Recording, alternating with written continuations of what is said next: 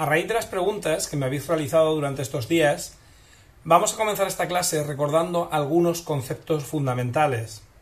En primer lugar, vamos a hablar de a qué nos referimos cuando hablamos de formas en música y de cuáles son los principales recursos que tenemos para construir esas formas. Después repasaremos brevemente el contenido de la suite. Y para estos dos primeros apartados os voy a dejar un fragmento de uno de los vídeos que os envié ya el año pasado.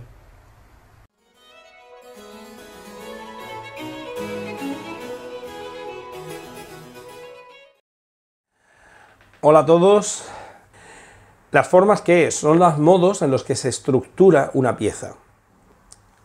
Bien, el trabajo formal es un elemento muy importante dentro de la música. La música es un arte muy especial y que en algunos aspectos no se conecta en nada con el resto de las artes. Si pensáis en un cuadro, el cuadro cuando lo ves en su integridad, lo ves completo. Si quieres fijarte en un detalle, quieres mirar en ese color, quieres mirar en esa esquina, quieres mirar esa cara, puedes centrarte en ese detalle y después volver al cuadro completo, de tal modo que nunca pierdes la idea general de lo que es el cuadro. Si yo quiero mirar las meninas, puedo mirar la cara concreta de uno de los personajes, puedo mirar al perro, pero nunca pierdo la idea general de cómo son las meninas, de cómo están estructuradas, de qué es lo que hay en el fondo, de cuál es el equilibrio de colores. Sin embargo, eso en la música no se puede hacer. La música empieza a sonar y una vez que suena una nota desaparece y no vuelve a sonar. Es decir, la idea general de ese cuadro musical solo la podemos tener si vamos memorizando lo que va sonando. Y eso evidentemente es muy difícil. ¿Qué es lo que hemos hecho para facilitar ese proceso y para que cuando escuchemos una obra tengamos esa sensación global de que estamos escuchando una obra?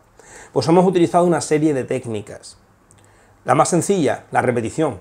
Repito una misma melodía, una misma estructura varias veces, y eso hace que en la memoria se vaya quedando y al final tengamos una idea global de qué es lo que define esa pieza, que es esa melodía que se repite.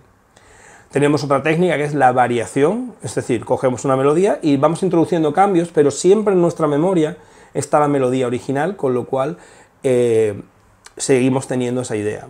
Tenemos una técnica que ya hablaremos el año que viene, que es el desarrollo, ¿vale? Que es una técnica en la cual cogemos elementos fragmentarios de esa melodía y los tratamos de distintos modos, pero siempre elementos que recuerdan a ese elemento original. Y luego, para introducir contrastes, es decir, para que no sea todo lo mismo y para que tenga cierto interés, introducimos pequeños elementos de diferenciación. Es decir, momentos que son iguales o que son variaciones y momentos que son diferentes y que le dan variedad. No sé si me he explicado bien, espero que sí, si no, ponedmelo en los comentarios y profundizamos en ello.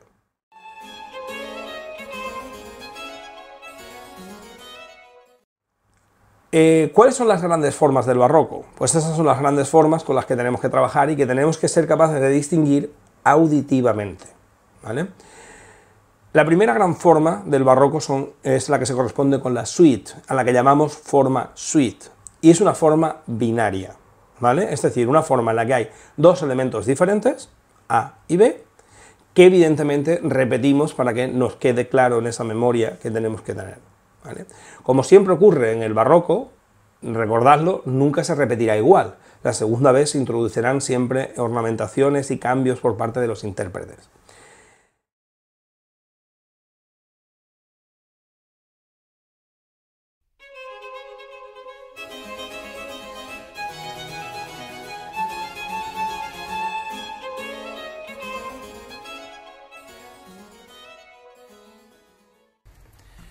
Como hemos dicho en la introducción, la variación es una de las técnicas básicas de construcción musical.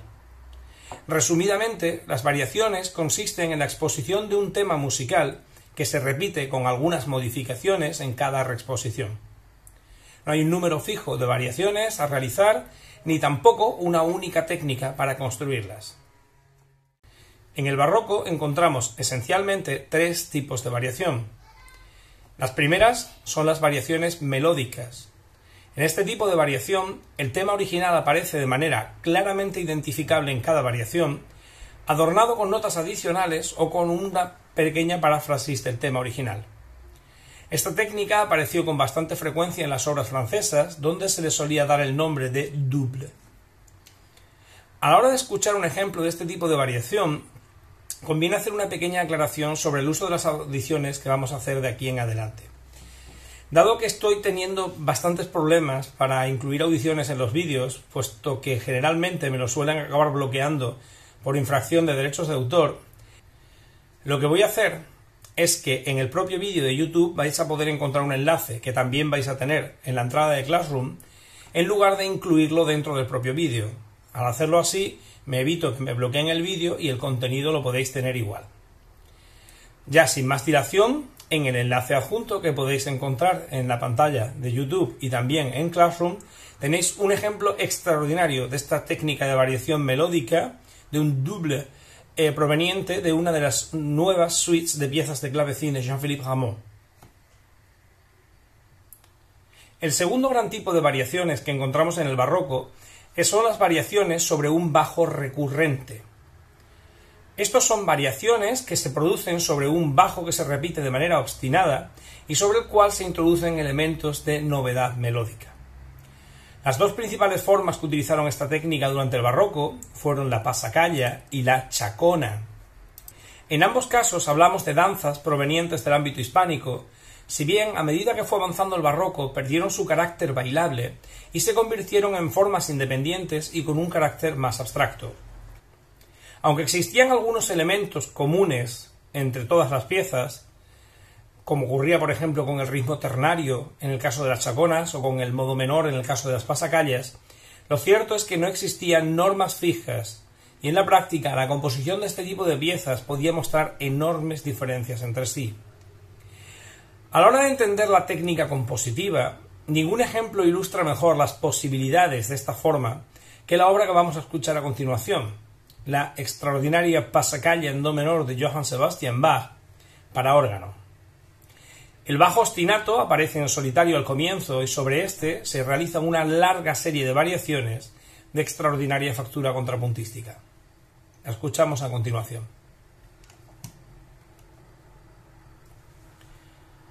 Finalmente, y muy conectado con el tipo anterior, encontramos las variaciones realizadas sobre una armonía recurrente. En este caso, lo que se mantiene invariable es una progresión armónica determinada sobre la cual se realizan las variaciones. En la práctica, esta técnica era muy similar a la anterior y, de hecho, era habitual que se utilizaran indistintamente. La forma más común que respondía a este patrón era, una vez más, una forma de danza de origen hispano, la folía, la cual se caracterizaba por mantener invariablemente un patrón armónico muy conocido que podéis ver en pantalla. En los comentarios del vídeo os dejo enlaces a una fantástica representación danzada de esta forma y también a una conferencia donde se habla de la folía y la chacona, en ambos casos retransmisiones desde la Fundación Joan March de Madrid.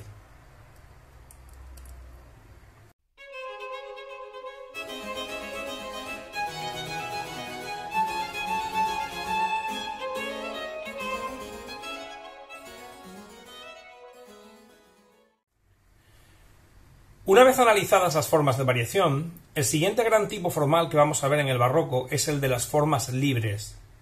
Como su propio nombre indica, una forma libre se caracteriza por no seguir un patrón de repeticiones o variaciones preestablecido, sino que busca la coherencia interna a través de la utilización de diversos recursos compositivos. Las formas libres están presentes en muchos géneros instrumentales del barroco, comenzando por la suite, y, como ya veremos, también están muy presentes en la sonata.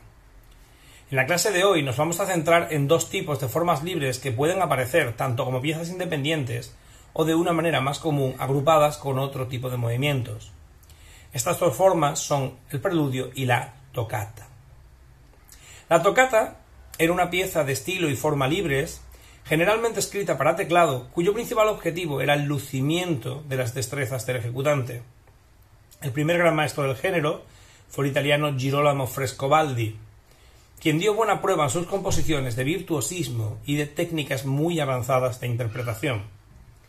Su música se caracterizó además por el uso de un cromatismo muy avanzado, como se puede ver en la siguiente toccata proveniente de su magna obra Fiori Musicali de 1635.